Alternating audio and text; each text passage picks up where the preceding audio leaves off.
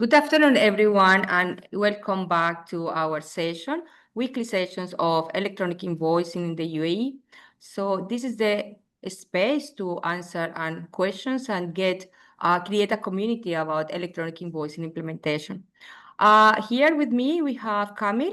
Kamil is the CTO of Oxines, a service provider that is certified and accredited by the Ministry of Finance in the UAE, and we are under the process of it. And Phil is from Oxines as well, and he is the person in charge of the accreditation process of the electronic invoicing solution for the UAE market. And I'm Diana, I'm a director at Dhruva of electronic invoicing advisory for Dhruva in the UAE, and I have been with experience in other jurisdictions as well. So in today's session, feel free to ask any questions, and we are going to go through some of the questions that it was asked in our last session. But today we want to have a quick overview about the service provider accreditation process.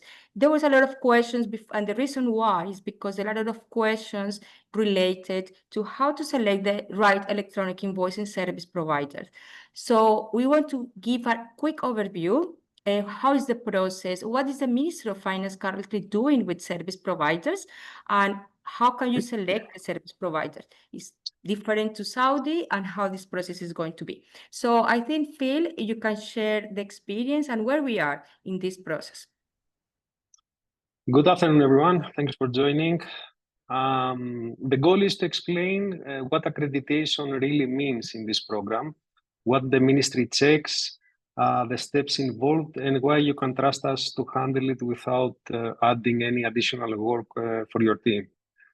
So be an accredited service provider is not just a badge, it's a deep look at how we move invoices, how we protect data, how reliable our operations are, and whether we are stable and experienced enough to support you long term. On the company side, we need to show we have set up our operation in the UAE with a proper license, registrations, and the ability to meet local compliance and tax rules. On the capability side, we show real experience running e-invoicing or PayPal style exchange at scale with references to back it up. On security and operations, we provide the policies, procedures, and certifications that demonstrate a production-grade service. Alongside the paperwork, there is a technical path. We need to prove that our platform speaks the language and uses the approved pipes.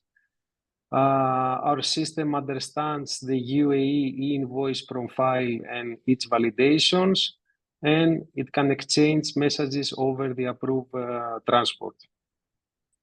Security is a big part. The basics must be live in production, how we handle vulnerabilities and patches, who has access to what, and how we investigate and report incidents if something goes wrong. For the application itself, we have already submitted our company documents, proof of financial strength, insurance certificates suitable for this project, and letters of authority so the ministry knows who signs and who to contract. On the tech side, we include architecture and data flow diagrams, details of our dev, staging, and production environments, and the security controls mapped to each component. After submission, the ministry reviews and go through formal test cycles. There is a compatibility phase to show we can exchange UAE profile invoice correctly, an onboarding and verification phase to prove we can bring end users onto the platform in a compliant way, and when needed, the production style trial to show the service works under real conditions with proper logging and monitoring. So what happens after that? We need to keep meet all the obligation, up-to-date controls, SLAs, monitoring and logs, and support us, support the volumes and our partners. When the authorities change formats and add checks, we absorb all this work and push the updates. So a quick status from my side. We're actually in stage 2, which is the pre-approval testing, and it's not just us. The ministry has asked all candidates to hold at this step. Actually, our build is complete, and we have formally requested to start the test cycle, but scheduling is paused by the ministry while they need to finalize new features and release updated APIs. So right now we are using this window to run extra end-to-end checks and tighten our mappings. So the moment the new APIs will be available, we can run the official test pack without any delays. So this is our current status. This is how the accreditation process will go live. How the accreditation process is now in UAE. And we don't know exactly how much time it will take us because, you know, the ministries keep updating with new features and new APIs.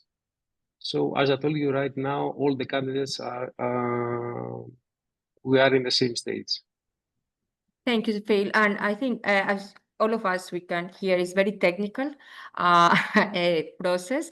And just to summarize, basically the Ministry of Finance will request the service provider will have experience in other jurisdictions, proven experience. And as Phil already mentioned, we said Oxines and Berimbo has experience in Europe using a PayPal network. Also, the technical side and all a type of validations and updated. In terms of APIs, this is APIs to onboard the companies into the invoicing solution provider to operate in the PayPal network. So I think there are some questions as well related to, thanks, Phil. Do you want to complement something, Camille, about the accreditation process here? Actually, so we've been asked this question more and more in the last webinars. We've been sharing also insights from implementation of PayPal in Malaysia recently, and a lot of people were asking about the role of ASP and this accreditation process. That's why we decided to bring it up this week. So when you look at the PayPal implementation, there are solutions on the market that already support PayPal, only some of them. Otherwise, you should go with accredited service provider. And what Phil was saying today is that to become accredited service provider, it's a long and complicated process. It's very difficult for individual company to directly implement invoicing themselves and connect to the government, because not only it requires PayPal certifications, but also accreditations from the ministry. And this is why companies like us, we fulfill this role to be the bridge between your e-invoicing system and the Ministry of Finance. This is something that also people were asking for the list of the accredited service providers that is available in the UAE. It's not available at the moment, as far as we know. Phil also mentioned it will be probably published shortly, and now everyone is at the final stages of being accredited fully, and then we will definitely have more information. So that's it. You can proceed, Diana. Yes, thank you, Camille. And here is a little bit different, a lot different to many jurisdictions who implemented electronic invoicing. Service providers are open market, and there are few jurisdictions that really are accredited by the Ministry of Finance or Federal Tax Authority. In this example, we have Guatemala, but it's not the case for Saudi, for example. In Saudi, you can find hundreds of service providers who has the willingness to be compliant with the mandate, however, are not accredited by SADCA in Saudi. They didn't perform any review, any testing, while in the UAE, all testing, the service providers who are listed are fully tested by the Ministry of Finance and are compliant. So you can rely on those service providers. Here in the UAE, as far as I know, there are only under the current process, there are only 6 service providers who are on the accreditation process. So we are going to feel free to ask any questions in the box, or if you want to raise your hand, happy to open the microphone for you as well. The idea is to have an open conversation and to learn from experience as well. So there was a question related to processing of invoices. So will there be processing of invoices with warnings if minor issues or completely rejected? Kabin? We've had this question also multiple times. Basically, the PINT AE, which is a standard format for the invoice, say very clearly that all mandatory fields, they have to be provided. Otherwise, invoice will not be validated successfully and it will fail. However, there are non-mandatory fields as well. And if those fields will trigger any warning, for example, the content might be too long or too short, they may still pass with this warning and be submitted to the ministry. But that only applies to non-mandatory fields. Mandatory fields, they have to be fully validated. Yes, one thing that I would like to add here as well is that these warnings will not come from the Federal Tax Authority or the Ministry of Finance. These warnings will come from your service provider. So the Ministry of Finance will not provide any feedback to you directly. Everything will run through the service provider. The service provider will say this is not mandatory fail, and this is the warning you have. However, you can proceed and process the invoice. There was another question related to if the invoice is issued and correction is required, how can we correct an invoice? Only through credit memos, credit notes. Credit note. Actually, I can elaborate on this more because today I got a very interesting question, and now it came to my mind that last week we had this question raised by 2 or 3 people, and that was related to approval of the invoices and the 10 minutes limit to send MLS document to the ministry. I think there is a lot of confusion around this subject. Mm-hmm. So I wanted to reopen it again. Officially, there is no such thing as acceptance of the invoice by the buyer in the UAE. The invoice, the moment is being sent, if you can refer to the picture here, the moment it's being sent from the corner one supplier to the ASP, ASP is already sending a TDD document to the Ministry of Finance. And this is the moment where the invoice is officially registered with the ministry. Now, there is a 10 minutes limit for the invoice to be processed between corner 2 and corner 3. So between the supplier, a service provider, and the buyer service provider. And this 10-minute limit, it doesn't involve any manual approval by any party. It's fully automated process. The corner 3, by the specification, it has to approve or reject the invoice within the 10 minutes time frame. And accordingly, it should update also the ministry about the status of the invoice. Now, if for whatever reason the system will not return within 10 minutes the status to the ministry, that will not invalidate the invoice. Invoice still is considered sent and can only be corrected through the documents such as credit memo. Yes, I think we need to, the SLA from C2 is 15 minutes, 10 minutes is from C3, right? Okay. So Yes, just to be more, yes. Yes, so from C2 is 10 minutes, from C3 is, excuse me, C2 is 15 minutes, C3 is 10 minutes time to perform. And actually it's not to perform the validation because the validation is real time. What this time frame is to respond and send the MLS, the TDD, which is the tax data document. This tax data document, at the moment, the Ministry of Finance is defining which fields from the electronic invoicing are going to be extracted and to create the tax data document. So this is to clarify as well what TDD is. So, and yes, there is no rejection. All validations all electronic invoices will pass. If there is any correction in the invoice, you need to issue a credit note. Yes. In terms of validations, what happens if the client, the companies, wants to have extra validations apart from the mandatory fields and mandatory validations from the Ministry of Finance, that could be agreed with the service provider. Anything addition, for example, payment terms that has to be 60 days instead of 30 days instead of 90 days, for example. This type of validation you could add to the service provider, to the solution.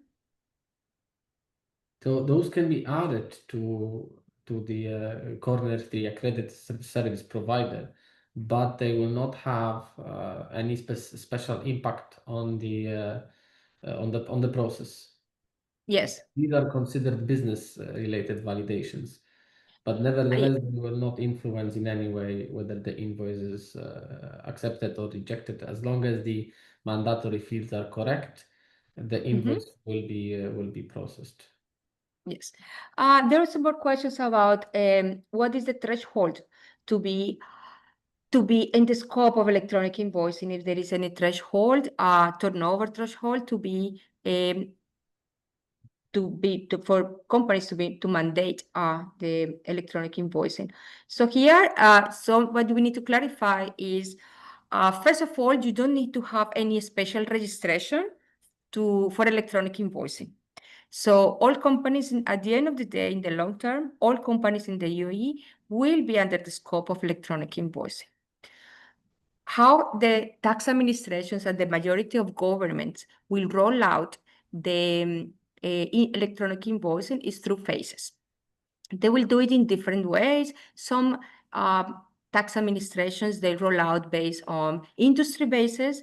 Some of them, they roll out for sectors which are highly compliant, the large volumes, for example, of the large legal entities. So it depends how they want to do it. But normally, tax administrations will look the biggest companies, and they will start with that. Financial sector, insurance as well. What we are expecting in the UAE is they will start with these sectors, and potentially they announce the rollout strategy by the end of this year.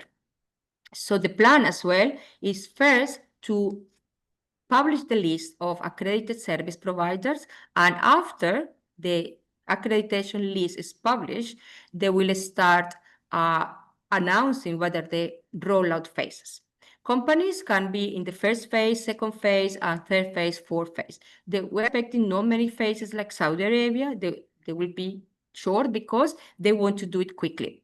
However, if the company are not in the first phase, they can start implementing, and they can start looking how it's going to be the electronic invoice. The more, if you start your project early, you will have more opportunity to do testing and to avoid future reconciliations and more issues when you are adopting electronic invoicing.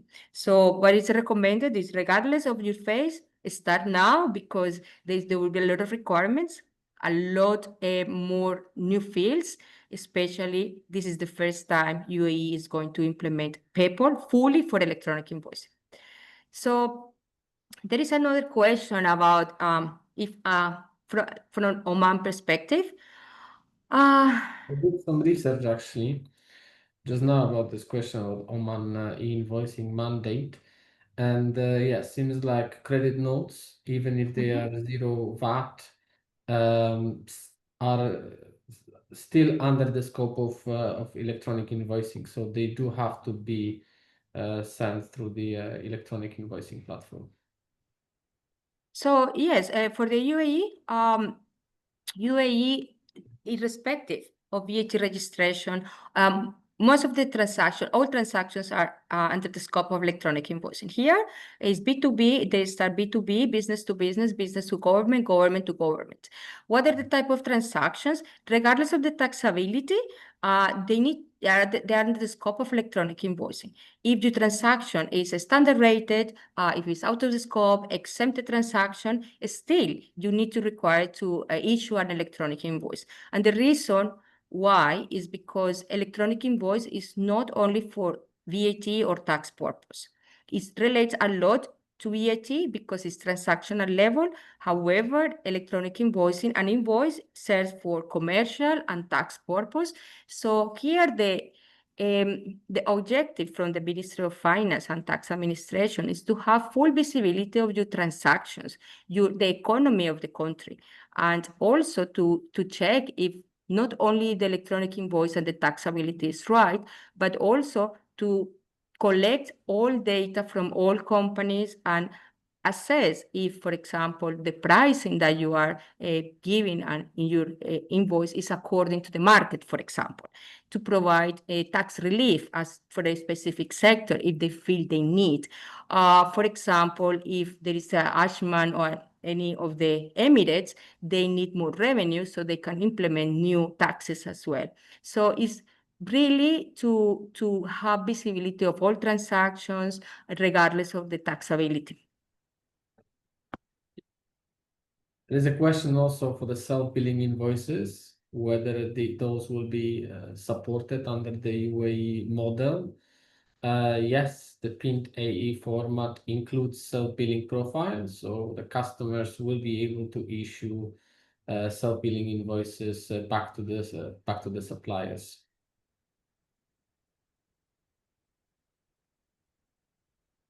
Another question here about some of the ministries are asking invoice with item description as per the purchase order issued. Can we issue a manual invoice typed as per the purchase order description after approval of invoice? So I think so do you want to contribute, Camille? Yeah, I need to think about it a little bit. So basically here, once the electronic invoicing is issued, this is your support. So basically what the manual or the pro forma invoice will work is before you are going to issue the electronic invoice. Once the electronic invoice is issued, this is your final document that will support all your transactions, your VAT, corporate tax for incomes and deductions, everything. So your final invoice is the electronic invoice. The manual invoice, you can do it before for approvals, internal approvals if you want to, but it's more to make sure you will not have to issue a credit note afterwards. But you need to have the final invoice is the electronic invoice. So there is no point to do a manual invoice after you issue the electronic invoice. What is your view, Camille? Yeah, I agree 100%. I mean, of course, manual invoices can be distributed in any way, but that's just optional. Yes. So here is, please clarify for exports invoice. E-invoice is mandatory, invoice bill outside UAE. So do you want to take this question, Camille? Yeah, so, of course, all the export invoices are in the scope alongside B2B and B2G transactions. If an overseas customer is within the PEPL network as well, then e-invoice will be sent directly to their endpoint. If not, then of course there are other ways to deliver an invoice. Here there is a potential. The Ministry of Finance, the Federal Tax Authority, will release a dummy endpoint for those outside, for foreigner entities which are not under the PayPal network, so they can connect to the endpoint, to the dummy endpoint, and report the transaction to tax administration. Of course, for foreigner entities, there is no obligation to issue an electronic invoice under the UAE mandate. It's only for UAE companies who are operating here and registered in here. But this is something that is up to now. Phil, do you have any insight about the dummy endpoint from the Ministry of Finance in the discussions in the working groups that you have been part of? There is any discussion about the dummy endpoint? No, not yet. We haven't discussed anything so far. We're still waiting. Okay, I think that will be great when this comes to the picture as well. Another question as well is, It's a complicated question. What about cross-charging invoices to branches outside the UAE? And depending on the company setup, there can be multiple scenarios because it depends if they're part of the same legal entity, different legal entity.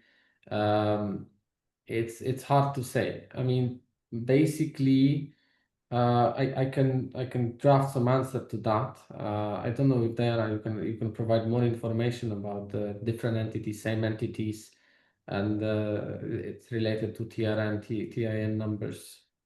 so basically this is a cross-charging invoices. So at the moment, this is something that again, for companies who are outside of the UAE, there is no mandate to operate under the invoicing. However, we need to wait for the legislation to come out and to clarify these points as well. In terms of the VAT, the identification number, identification for electronic invoicing purpose, this is a recurrent question that we have. Is the tax registration number, what is the identification for businesses and for electronic invoicing? So here, as already clarified by the Ministry of Finance, is the tax identification number, is the TIN number, which is for VAT registered companies, is the 10 first digits of the tax registration number. If the company is not VAT registered, all companies in the UAE will need to register for corporate tax. Therefore, the TIN number would be the 10 digits of your corporate tax, a tax registration number for corporate tax. So the identification of businesses in the UAE will be the TIN number, either for corporate tax or VAT. So this is something that all companies should start collecting from the third parties, because this is something that will change the operation, how you onboard the clients as well. You currently have all tax registration number from all your suppliers. This was a very big tax that companies in Malaysia, for example, went through. And that's the reason. And how do you make sure this is valid, the valid tax registration number? That's the reason in Malaysia, for example, the tax administration offer and develop a feature when they can integrate with the tax administration and check the validity of the tax registration number in Malaysia. So we can start with that. This is a big task, and this is something that it might change your onboarding process as well, requiring this additional information. So what happens when GCC VAT gets implemented across all GCC countries? So as this is the legislation said a long time ago, when all GCC countries will be fully implemented, I don't know when Kuwait will go live with VAT, they will start exchanging information. There will be a central platform, but as of now, there is nothing that we can, there is nothing clear, because Kuwait still is under process of integrate or releasing, adopting VAT. So as I think this GCC VAT agreement that happened long time ago, it states for when all GCC countries will be fully VAT implemented, there will be a single platform to exchange information between them. However, this is something that could happen in the long term, but not now. There's a question for the import of goods and import of services. Will there be a requirement to issue e-invoice for such transactions where a normal invoice from the supplier is obtained? So when you're importing goods, you're essentially recipient. So you're not obliged to issue e-invoice. If a normal invoice is provided by the supplier, and it's not through PayPal network, then it will be registered with the system through the customs or RCM statutory returns. Yes, all self-billing and RCM will be reported. But All self-billing is transactions something- will be reported to tax administration and Ministry of Finance. That is. So I think there are more questions, but conscious of time, I think we are going to stop. We encourage everyone to ask questions and to join next week. Next week, we will have different topics. We will have more insights with our meetings with the Ministry of Finance. We are more happy to update you. But the purpose of these meetings is to create community and clarify questions and get answers how the implementation in the UAE is going to be. So I think this is a great opportunity. Thank you so much, Camille and Phil, for the insights, and see you next week. Thank you, everyone. Thank you. Bye. Thank you. Bye-bye. Bye-bye.